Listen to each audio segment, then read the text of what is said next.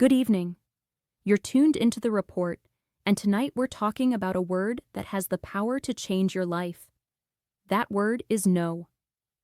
For most people, it's the most difficult word in the English language to say.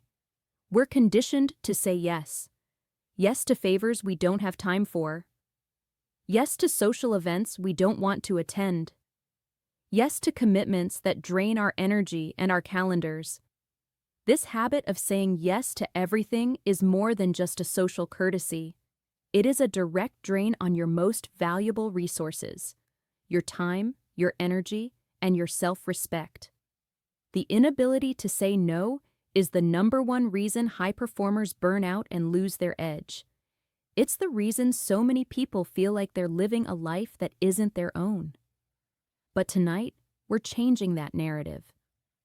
We're going to reframe no, not as an act of rudeness, but as an act of power. It's a tool for success, a boundary that protects your focus and your future. So let's get into the tactical breakdown of mastering the art of saying no. First, you have to understand the cost of saying yes.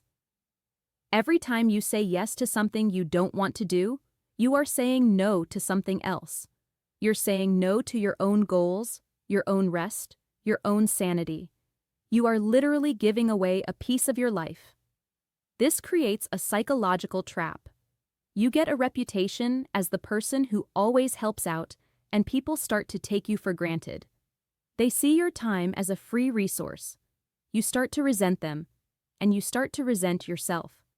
This cycle of people-pleasing is a fast track to burnout and a total loss of control. You might think you're being a good friend or a good coworker, but in reality, you're just signaling that your own time is not that valuable. The first step to reclaiming your power is to recognize that saying yes when you mean no is an act of disrespect toward yourself. It's a transaction you simply cannot afford to make. Stop thinking of no as a rejection of a person. Instead, think of it as a defense of a priority. A no to a request is a yes to your own schedule, your own energy, and your own goals. This isn't about being selfish. It's about being strategic. You have a mission. You have things you want to accomplish. Every request that comes your way should be measured against that mission. Does this help me achieve my goals? Does this bring me closer to where I want to be? If the answer is no, then the response is simple. The guilt you feel when you say no is a conditioning you need to break. The more you practice saying no, the easier it gets. You are not a bad person for having boundaries. You are a powerful person for respecting them. Now, let's get into the mechanics. The no doesn't have to be a blunt instrument. There are 3 key types of no you can deploy. The first is the direct number. This is the simplest and most effective. A polite, firm, and brief refusal. I appreciate you asking, but I can't. That sounds interesting, but I'm not able to take on anything new right now.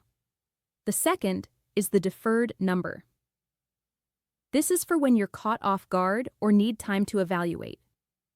Let me check my calendar and get back to you. This buys you time and removes the pressure of an immediate decision. It also gives you a chance to think clearly about whether or not the request aligns with your priorities. Don't be afraid to use it. The third is the conditional number. This is a very powerful tool. It's for when you genuinely want to help, but the request is too much. This shows you're a team player without sacrificing your entire week. It maintains goodwill while protecting your boundaries. The words you use are important, but your delivery is everything. When you say no, project confidence. Your body language should be calm and open, not defensive. Stand up straight. Make eye contact. Speak in a steady, even tone. Avoid fidgeting or looking away. The no should come from a place of certainty, not hesitation.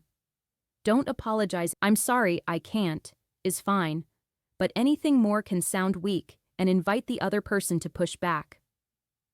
The most powerful phrase is often the shortest one.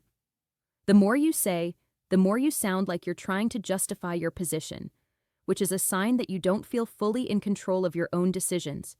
You are in control. Act like it.